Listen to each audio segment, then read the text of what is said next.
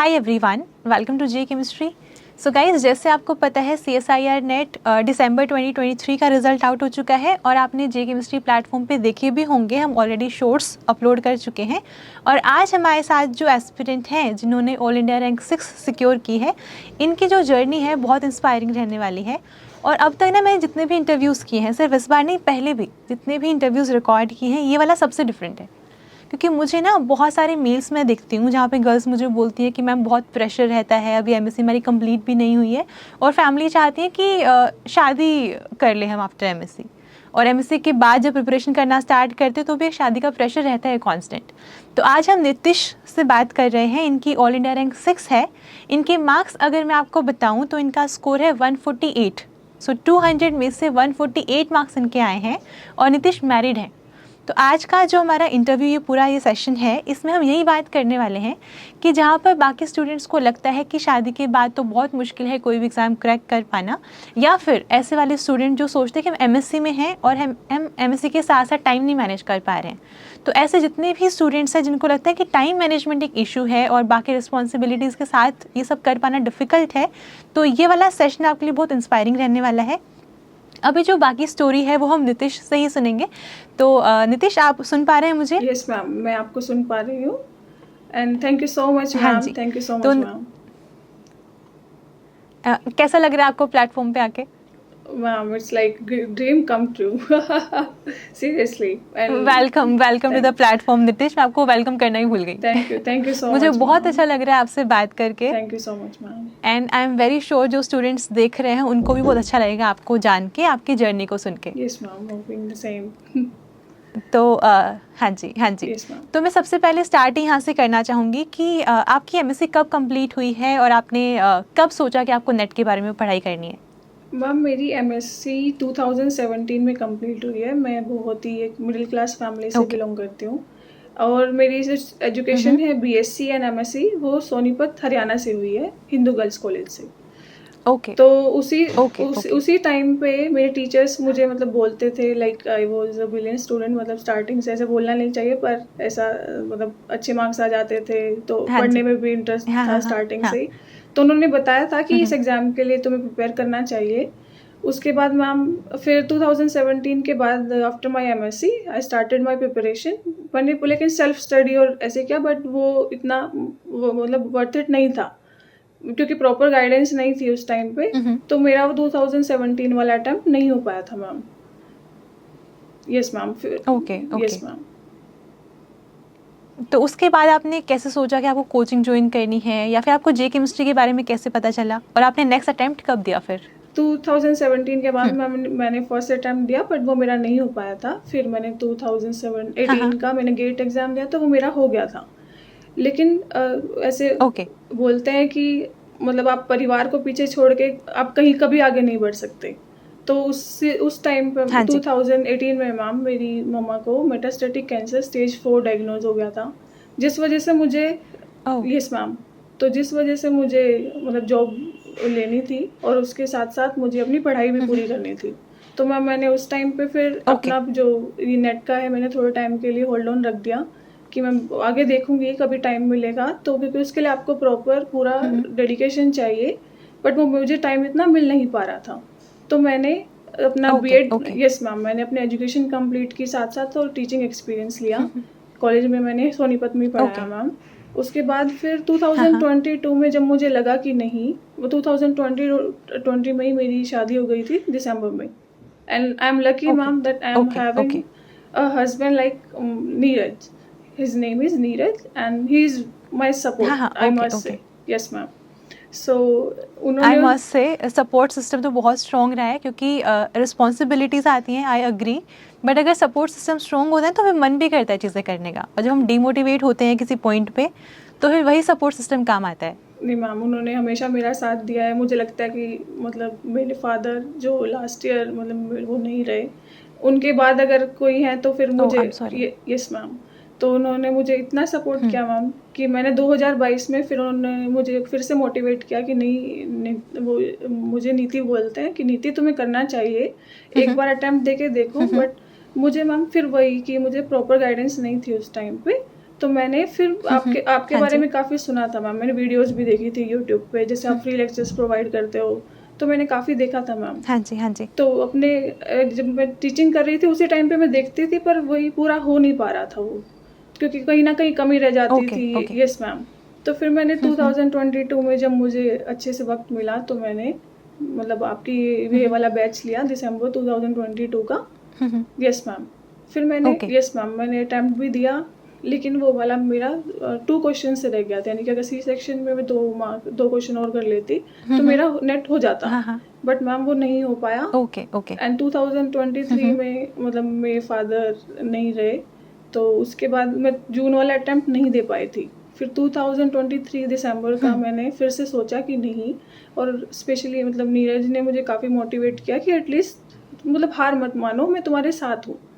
तो उन्होंने उनके सपोर्ट की वजह से, उनकी मोटिवेशन की वजह से और फैमिली के इतने एफर्ट्स की वजह से मैंने यस मैम थाईलैंड में अभी उनकी पोस्टिंग है, तो he is from defence. Yes ma'am. तो मैंने साथ साथ मतलब उसी टाइम पे किया मैम, तो मैंने पढ़ाई की एंड यस मैम। हाँ 2000। तो नीतीश, आई एम वेरी श्योर कि ये वाला इंटरव्यू तो नीरज भी देखेंगे। यस मैम वो है बहुत खुश होंगे। तो नीरज, हाँ जी, नीरज जी, अगर आप ये इंटरव्यू देख रहे हैं तो मैं आपको यही कहना चाहूँगी on the behalf of every student जो इस वीडियो को देख रहा है कि we are so proud of you, क्योंकि बहुत मुश्किल होता है, ऐसा बहुत रेयर भी होता है। ऐसा नहीं कि जो आपने किया वो बहुत नॉर्मल है, क्योंकि मैं बहुत स्टूडेंट्स की स्टोरी सुनती हूँ, मैं बहुत लड़कियों से बात भी करती हूँ जो बोलते हैं कि सपोर्ट सिस्टम नहीं है। तो आपने जो नीतीश के लिए किया, आई एम श्योर आप बहुत प्यार करते हैं उनसे, आप सपोर्ट सिस्टम है उनका, बट जो भी आपने किया we are so proud of you. और हम चाहेंगे कि बाकी सब जो देख रहे हैं वो आपसे इंस्पायर हों, और बहुत अच्छा लगा आपके बारे में जानकर।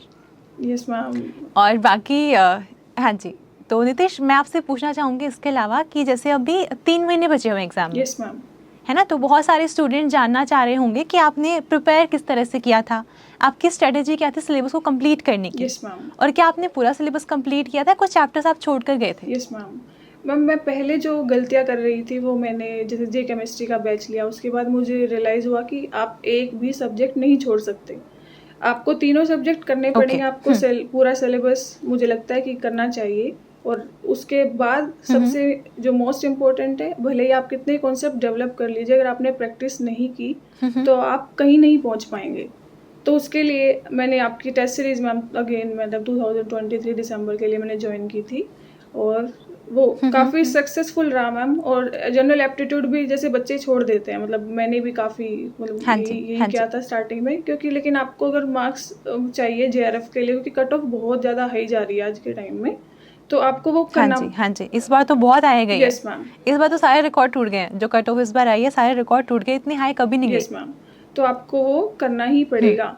तो उसके लिए मैम मैंने जैसे जे केमिस्ट्री से थोड़ा बहुत हेल्प किया था, पर लेकिन मैंने यूट्यूब से भी किया था।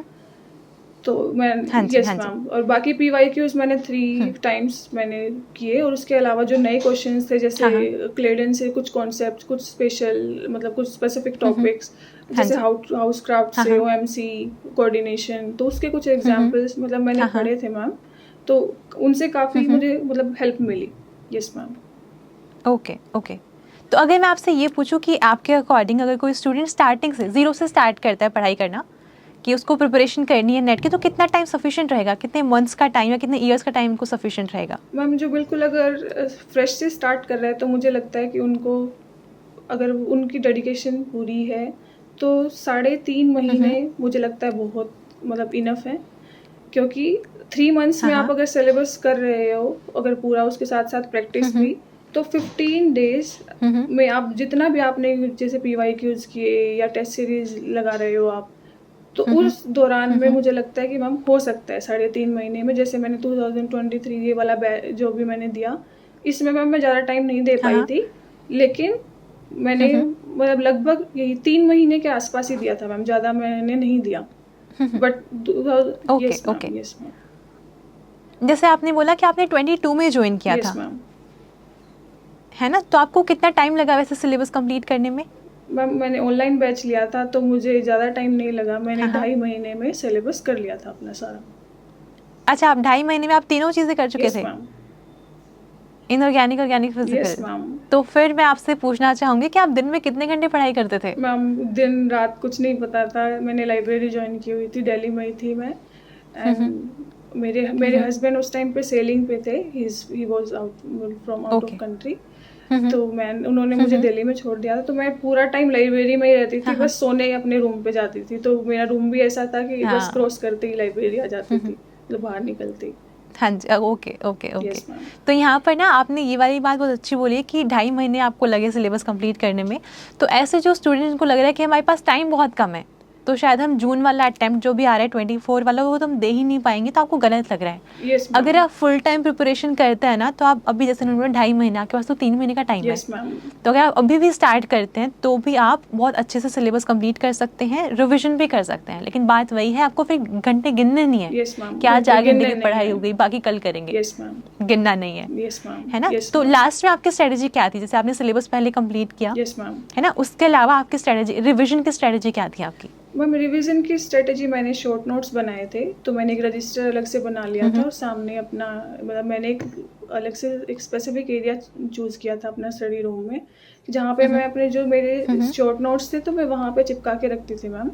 और उसके बाद उन्हीं से मैंने रिवीजन किया, जैसे स्पेशली फिजिकल केमिस्ट्री के फॉर्मूलाज, आई थिंक आफ्टर मतलब डेवलपिंग सम कॉन्सेप्ट्स, उसके बाद आपको फॉर्मूलाज ही रिवाइज करने हैं और उसके बाद उसमें मतलब क्वेश्चन प्रैक्टिस करनी है जितने ज़्यादा आप कर सकें।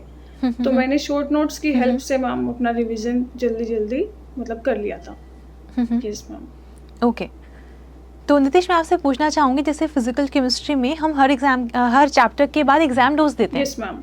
है ना? तो वो आप बताएंगे कितना कितना हेल्पफुल है? वो भी उसको कंटिन्यू करना चाहिए, कुछ चेंजेस की रिक्वायरमेंट है? मैम उसमें मुझे कोई चेंजेस की रिक्वायरमेंट नहीं लगती, स्पेशली जैसे क्वांटम का मैंने पूरा पढ़ा था।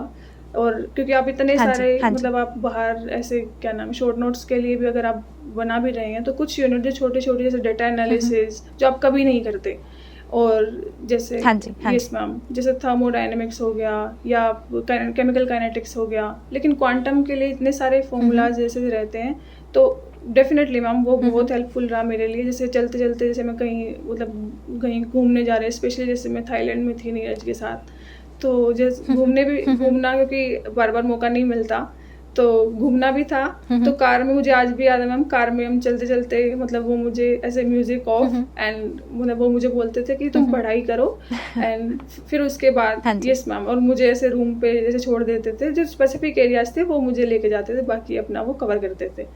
Yes ma'am. तो मैंने यस मैम, तो मुझे याद है वो आज।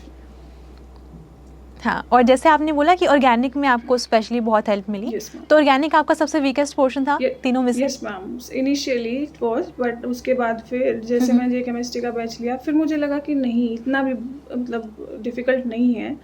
आप अगर कोशिश नहीं करेंगे तो आप वहाँ तक पहुँचेंगे कैसे? तो बस मेरे मन में वही था। यस मैम, जो कमियाँ 2022 वाले अटेम्प्ट में रही मैम, फिर मैंने 2023 दिसंबर वाले में वो पूरी कर ली, और मैं मतलब बहुत खुश हूँ मैम कि मतलब ये हुआ। हाँ जी। यस मैम, डेफिनेटली हम भी बहुत खुश हैं, आपकी इतनी अच्छी रैंक आई है, इतना स्ट्रगल रहा है आपकी लाइफ में। Thank you so much ma'am. जैसे आपने बताया मम्मा पापा का भी, फिर शादी, वो सारी चीज़ें। यस मैम, आपने बहुत किया यार लाइफ में, आपने बहुत कुछ अचीव किया। इतनी अच्छी रैंक लाना, मैं बता रही हूँ, बिल्कुल ईजी नहीं है। Thank you so much ma'am. आपकी डेफिनेटली बहुत मेहनत लगी है। मैं बता रही हूँ, आपने बोला 2.5 महीने ना, 2.5 महीने में बहुत मेहनत करी हुई आपने। Yes ma'am. ना पेपर इतना ईजी, पेपर ईजी नहीं है आजकल, कॉन्सेप्ट बेस्ड पेपर आता है, जब तक कॉन्सेप्ट क्लियर नहीं है बहुत मुश्किल है एग्जाम क्वालिफाई करना। Correct ma'am. और मैं आपसे पूछना चाहूँगी, जैसे बहुत सारे, जैसे आपने बोला कुछ कमियाँ थी जो आपकी रही थी पहले वाले प्रिपरेशन में, पहले वाले एग्जाम के टाइम पे, वो कौन सी कमियाँ थी अगर आप बताना चाहें? मैम मैं पहले सोचती थी कि 2 सब्जेक्ट से हो जाएगा, जैसे मैं फिजिकल और इनऑर्गेनिक को लेके चलती थी, लेकिन जैसे मैं पेपर मतलब करने बैठती थी, तो जैसे ऑर्गेनिक से होता है ना कि डर लगता है, तो वो अगर डर आपके अंदर है तो मुझे लगता है कि वो आपको निकालना चाहिए। इतना भी बुरा नहीं है, डेफिनेटली इनिशियली कहीं ना कहीं आप एक सब्जेक्ट में वीक रहेंगे, पर आप जब वही की कोशिश नहीं करेंगे तो फिर वहाँ तक पहुँचेंगे कैसे सीखेंगे? तो मैम वही मन में था, तो ऑर्गेनिक ही सबसे वीक पोर्शन था मेरा, और तो मैंने वो अच्छे से मैम मतलब किया। ओके, तो ये पहली गलती आपकी थी कि आप सोचे सिर्फ 2 सब्जेक्ट से हो जाएगा, मैम। है ना? और दूसरी गलती? दूसरी गलती मैम लैक ऑफ प्रैक्टिस, जो मैं इतना मतलब मुझे लगता है कि नहीं एक बार कर लिया हो गया, एक बार कर लिया हो गया, नहीं होता। आपको कम से कम मतलब कई बार आपको वो करना, उस PYQ से निकलना चाहिए ताकि आपको yes, मैम। तो आपने PYQs कितनी बार सॉल्व किए थे, अगर आपको ऐसे याद हो कितनी बार आपने प्रैक्टिस की थी मैम? क्योंकि अपने जो असाइनमेंट्स है उसमें प्रीवियस ईयर क्वेश्चंस ही हैं सारे चैप्टर वाइज, है ना, तो आपने कितनी बार किए थे वो? मैम 2023 जो मैंने ये वाला दिया, मैंने कम से कम 2 बार PYQs किए थे बुक से, और उसके बाद जो आपने असाइनमेंट्स डाल रखे थे मैम वो किए थे, और जो टेस्ट सीरीज जो मैंने ज्वाइन की उसके मैम मैंने मतलब मैक्सिमम क्वेश्चंस, और जो आपने वो full test series full test papers थे वो भी मैंने देखे थे, तो उसमें भी मेरे मार्क्स सही बन रहे थे। तो मुझे तभी से मतलब वो कॉन्फिडेंस आया मैम टेस्ट सीरीज ज्वाइन करने के बाद, अदरवाइज मतलब लगता कि नहीं कहीं ना कहीं वो कमी है। Yes ma'am. तो टेस्ट सीरीज में आपके कितने मार्क्स आते थे ऑन एन एवरेज, आपके कितने मार्क्स आते थे out of 200? Ma'am it totally depends कि मतलब जैसे कई बार क्या होता है कि आप पूरा दिन पढ़ रहे हो और आप बिल्कुल रात को दे रहे हो 11 से 12 के बीच मतलब आप स्टार्ट करते हो, तो वही थोड़ा होता है कि मतलब आप प्रॉपरली कॉन्शियस नहीं होते एग्जाम देने के लिए।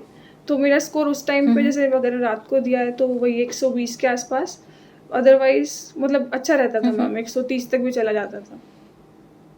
ओके ओके, तो ये तो बहुत अच्छी बात है क्योंकि जो मार्क्स का डिफरेंस है, लेकिन फिर भी यार 148 मार्क्स बहुत होते हैं नीतीश। Yes ma'am. आपको लग रहा था कि आपके इतने मार्क्स आ जाएंगे जब आप एग्जाम में बैठे थे उस टाइम पे? नो मैम, बिल्कुल भी नहीं। क्या आप इतना अच्छा स्कोर करने वाले हैं इस एग्जाम में? आई वाज कम्प्लीटली स्कैर्ड कि कभी फिर से ना हो पाए, और मतलब सारी उम्मीदें मतलब स्पेशली नीरज की टूट ना जाए, और फैमिली की भी कि इतना सपोर्ट कर रहे हैं, इन लॉज भी।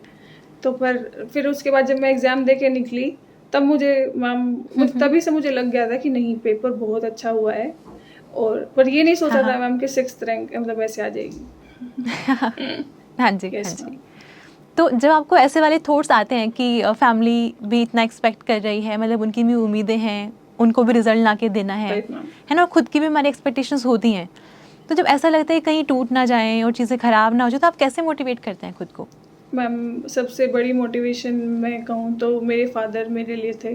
उन्होंने सब कुछ सेक्रीफाइस कर दिया मैम उन लोगों के लिए, मतलब मेरी फैमिली के लिए, और मतलब मम्मी का पता लगने के बाद तो वो बिल्कुल ही मतलब टूट गए थे। मैं तो मतलब मेरी मेन मोटिवेशन सबसे पहले मेरे फादर, उसके बाद मेरे हस्बैंड, और मेरी माँ तो है ही, जिनकी वजह से मैं मतलब यहाँ पे हूँ। हाँ जी, हाँ जी, डेफिनेटली। और ऐसे स्टूडेंट जो कई बार बोलते हैं कि हम ना कंसिस्टेंसी मेंटेन नहीं कर पाते हैं, जैसे आज सपोज उन्होंने वीडियो देखी ये वाली ना, उनको बड़ी इंस्पिरेशन मिली और काफ़ी मोटिवेशन भी आई कि अब तो हम भी पढ़ेंगे। तो कल उन्होंने मान लो 10 घंटे पढ़ाई कर ली पूरे जोश में, नेक्स्ट डे फिर मन नहीं कर रहा है पढ़ाई करने का, या नेक्स्ट डे फिर डिस्ट्रैक्शन हो रही है, 2 घंटे पढ़ने के बाद पढ़ा ही नहीं जा रहा है आगे। तो आपको सजेस्ट करना चाहेंगे ऐसे स्टूडेंट्स के लिए?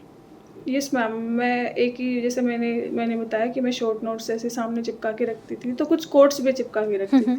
तो उनमें से एक कोट थी कि when you feel like you want to quit, just remember why you started. तो बस वो यस मैम, हाँ जी, हाँ जी, वो जो लाइन थी वो मैं कम से कम दिन में कम से कम 10 से 20 बार पढ़ती थी, और वो मेरा मतलब यहाँ तक मुझे वो ड्राइविंग फोर्स था कि सोर्स ऑफ मोटिवेशन रहा है काइंड ऑफ। हाँ जी, हाँ जी, तो ये ड्राइविंग फोर्स रहा है। यस।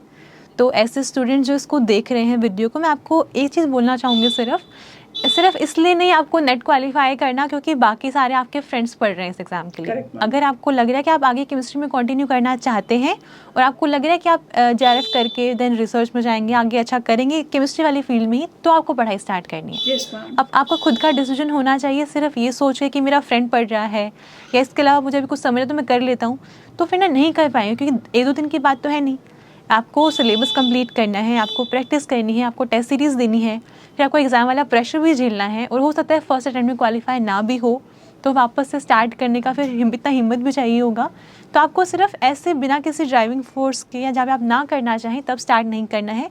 अगर आपको लगे कि आप कर लेंगे, अगर आपका फर्स्ट अटैम्प्ट के बाद भी अगर क्लियर नहीं होगा फिर भी आप आगे दोबारा मेहनत करेंगे, तो आपको स्टार्ट करना चाहिए। वरना अगर आप सिर्फ किसी और के बोलने पे स्टार्ट कर दोगे फिर आप उसको मेंटेन नहीं कर पाओगे, और फिर वही इशू रहेगा कि पढ़ाई करने का मन नहीं कर रहा है, हम कंसिस्टेंसी मेंटेन नहीं कर पा रहे हैं।